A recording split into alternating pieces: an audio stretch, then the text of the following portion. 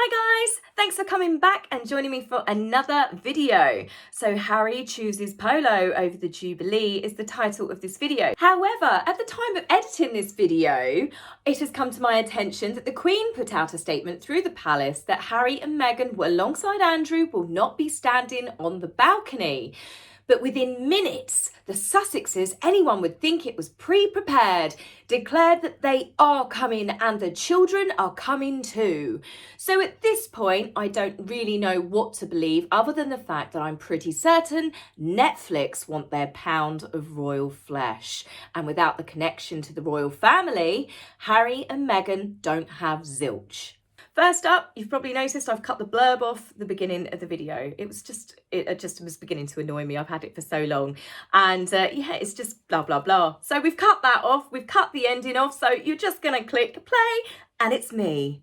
So speaking of YouTube clicking and playing, there have been a few of you that have said that you're not getting notifications when I post videos. So I wrote to YouTube and this was their response. Only 15% of you actually have the notification selected.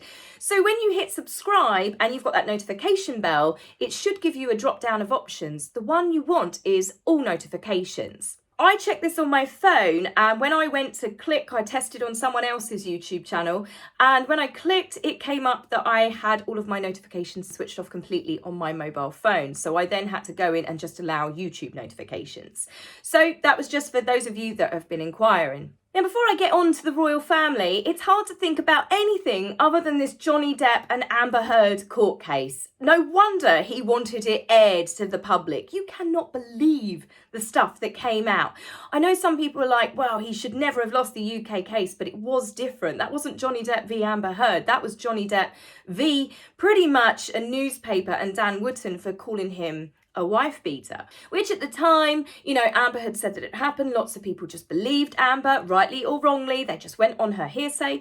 And that is what this entire court case is about. It's about Johnny Depp trying to clear his name. I've decided that I'm going to do a video on it. I've had a few people write to me saying, can you talk about it? So I'm going to have a look at it over the weekend. It's probably just going to be a short one. I'm not going into the legals and the technicalities, but you've got to talk about it, really. Everyone's talking about it. And one of the things that I do want to talk about, where it is linked, there are certain behaviours and certain things, like the psychologist has called out, where Amber, the day after Johnny wears something, she's turning up to court dressed like him the next day. This has happened on multiple occasions. There's lots of mannerisms that I am seeing with Amber where she switches from one character to the next, no tears and stuff. And it reminds me of someone. Yeah, I know a lot of you are getting that vibes, and lots of people, even before this court case, said, Amber Heard, there's now Jada Smith. There is, there's a certain type of character. And I think that Amber and Meghan definitely do have some similar traits. So we've had a joint engagement last week, which was the first time that the two women have been together on an official engagement, and that was Princess Anne and the Duchess of Cambridge. They were visiting their joint patronages, which are now working together alongside each other. Princess Anne is the Royal College of Midwives, and Catherine is the Royal College of Obstetricians and Gynecologists. They went round and they met with nurses, doctors, midwives. They also met with representatives from Tommy's National Centre for Maternity Improvement and also partners of the Avoiding Brain Injury in Childbirth. The visit centred around maternity healthcare organisations to gain a better understanding of support given throughout pregnancies, monitoring the babies, the mothers, safety during labour. And then obviously with Catherine, this is something that I can imagine she feels very passionate about as well. She's definitely going to have empathy for this because Catherine had the worst type of morning sickness, the hyperemesis gravidarum, and a lot of women end up hospitalised with it on drips. You can't eat, you can't do anything because you're just constantly sick.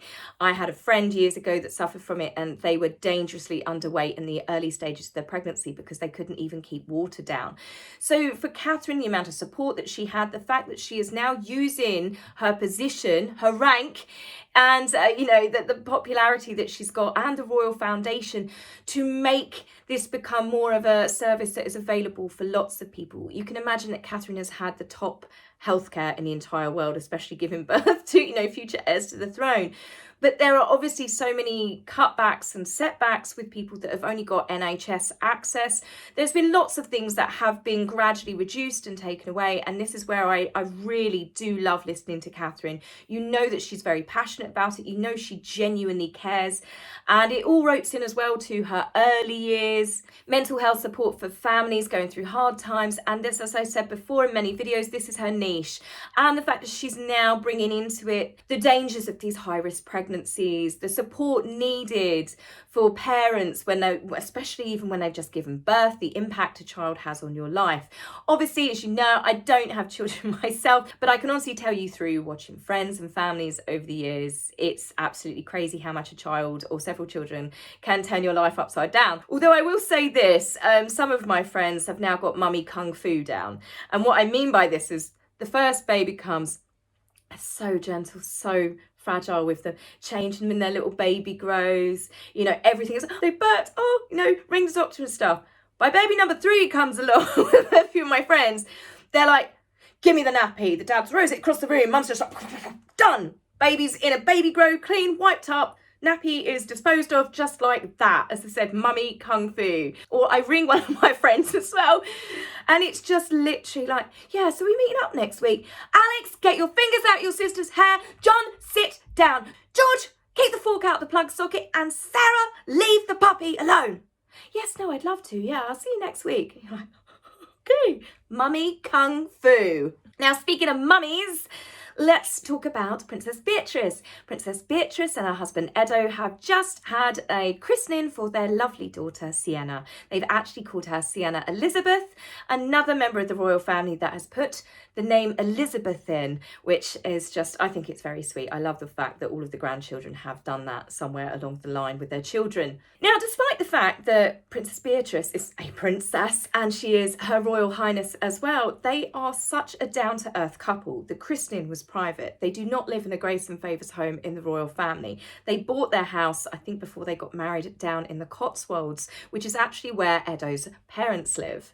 Thus proving to me that you can be a real-life princess and have privacy for your family if you choose to take it. Now, while we're on the subject of children, today is Archie's birthday. It's his 3rd birthday. The royal family have all done posts wishing Archie a happy birthday, but it has highlighted something rather sad. They have used old photographs because no member of the royal family has seen Archie since he was, well, basically months old baby. But could this be a clever tactic by Harry and Meghan? By not giving them any new photographs to use, it means the only photographs they can use are with Prince Charles, are with the Queen, are with Catherine and William, thus keeping the link of the royal family. They're devious enough to do it, let's be honest. But it also does highlight the fact that those children are cut off from all of their family. You know, it's not just grandparents, great-grandparents, aunties, uncles, cousins. And I just find it desperately sad.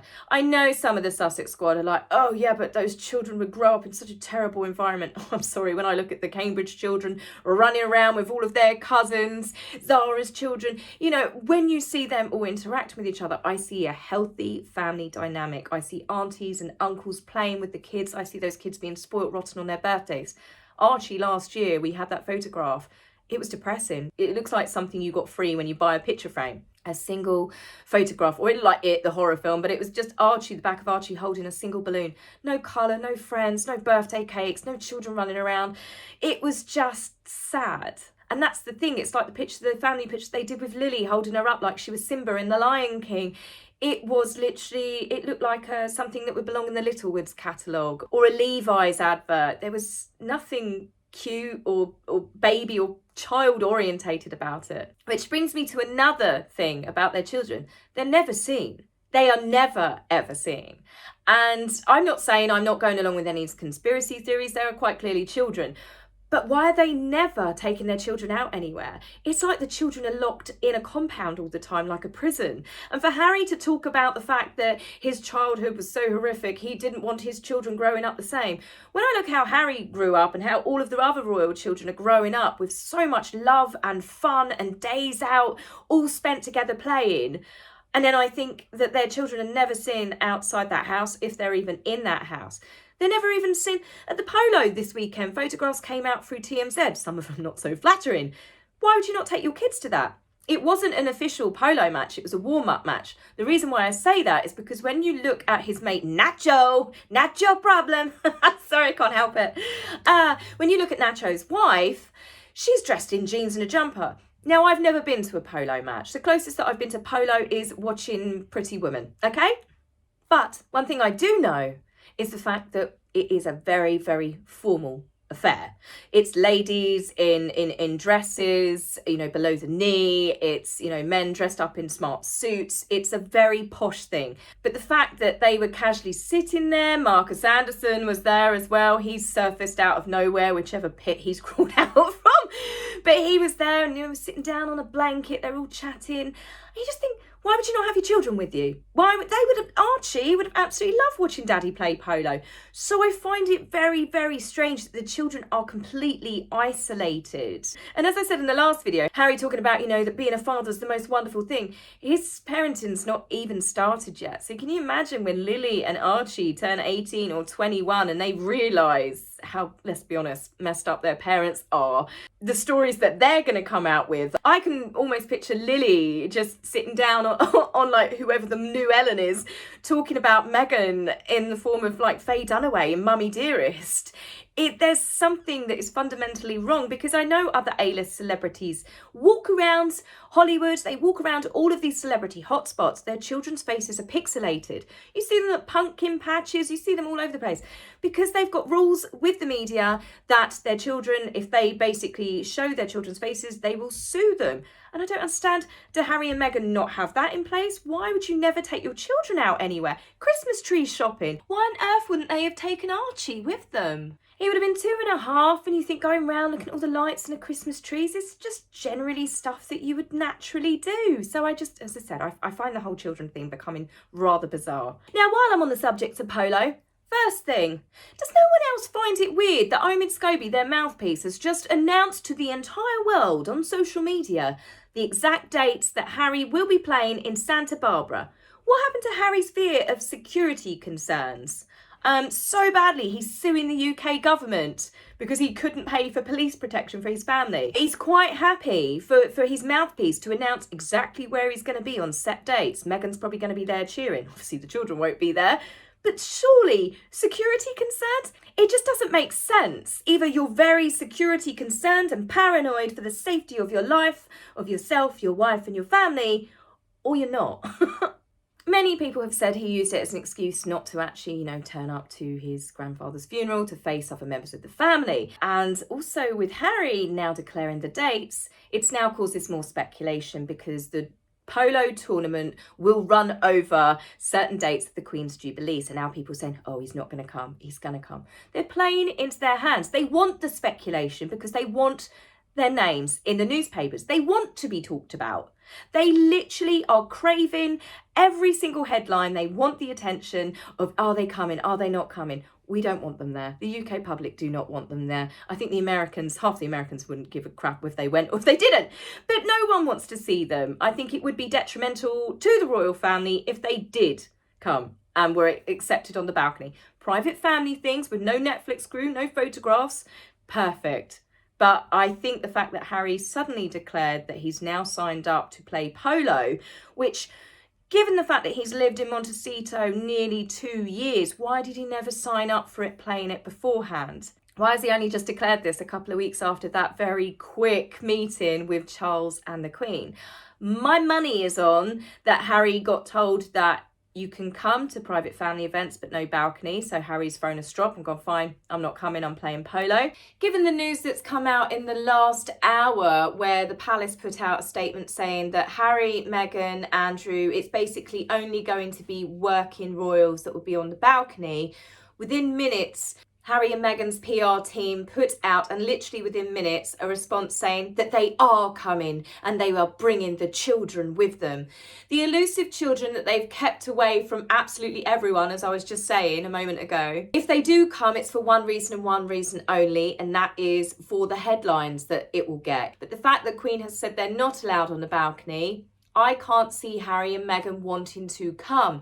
Netflix want and need their pound of flesh. bearing in mind that they are doing another documentary, not just Heart of Invictus. It's not actually come out in the media yet, but I can tell from the video cameras that have been following them around when they went to New York. All they are doing, this speculation, they got Omid Scobie to release the fact that Harry's playing polo. The next day, the palace turns around and says that they will not be on the balcony. Within minutes later, almost like a pre-prepared statement, they're saying that they are coming, the children are coming. It's just drama, it's headlines. Harry and Meghan are coming, Harry and Meghan aren't coming. It's the Queen's Jubilee and they are already making it about them as much as they can. I mean, especially after he went straight away and did that NBC interview talking about like little jibes again at the family, how he's the only person protecting the Queen. I can't imagine that did his credibility behind palace walls much good after his first brief meeting with Her Majesty. Given the fact, as I said, when I did the Heart of Invictus video, Harry's face when the cameras weren't on him, he was pissed off. He didn't look very happy at all throughout the Invictus Games. So I would personally take that as he didn't get what he wanted. It didn't go his way. He got told no again. So it was just one big sulky tantrum all the way through.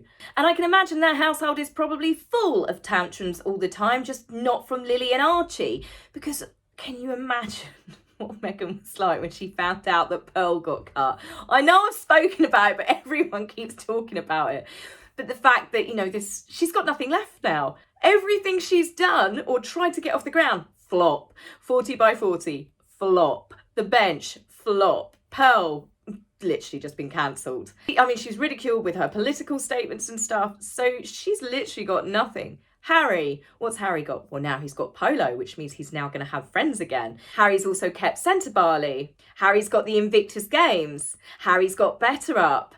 Harry has got a lot more things going on because, well, it was always about Harry. They only ever cared about Harry, and I think that's beginning to set in with Meghan. So this is where you're going to find problems are probably going to get greater between the couple. Like Charles and Diana. Charles and Diana started having issues when it was like the ego trying to be more popular than each other. The fact that Meghan, who is quite clearly some form of a narcissist, she's realised that she is diddly squat without her husband and she's not popular and it is all about Harry. I wonder if Meghan is still really wild about Harry these days.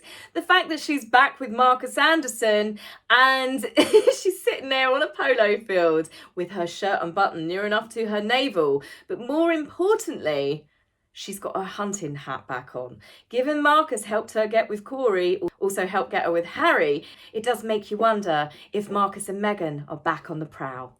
So that's it for me, guys, on this video. I will be back with you very soon. Don't forget to like and subscribe and let me know your thoughts on doing a Johnny Depp and Amber Heard video. I know some of you be like, no, but what I'll do is I'll make sure that it's different coloured writing, so you know. Well, it's going to say Johnny Depp and Amber Heard, so you can watch or you don't have to watch. But I will see you soon regardless. Take care for now. Bye.